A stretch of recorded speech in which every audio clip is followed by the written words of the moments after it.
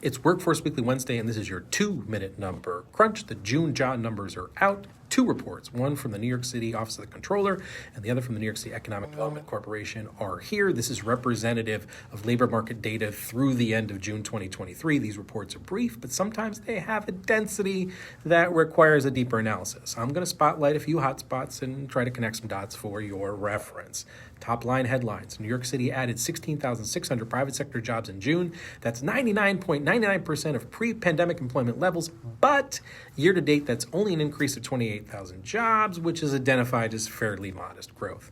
Labor force participation reached 62.6%. It was 60.2% in February 2020. That's your pre-pandemic marker. Remember those days. But half the jobs added in the past 12 months are in the healthcare and social assistance sector.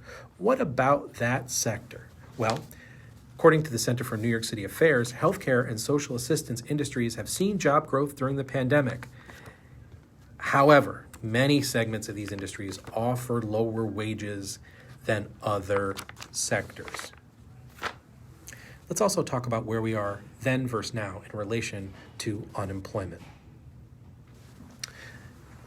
Before the pandemic, the unemployment rate for Black New Yorkers was 8.1%.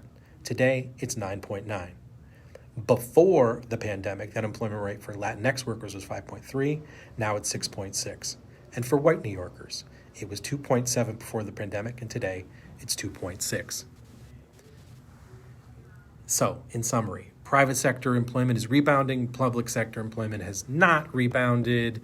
If the job growth we see is low to moderate wage industries, are we just creating pathways to economic deprivation for New Yorkers is the question we have to ask. And disproportionately, who's being impacted?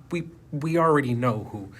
Listen, the Pathways to an Inclusive Economy, Future of the Workers Task Force Blueprint presented 5 levers for equalizing access to opportunity.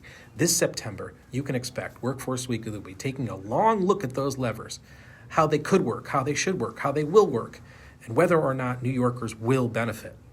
Onward.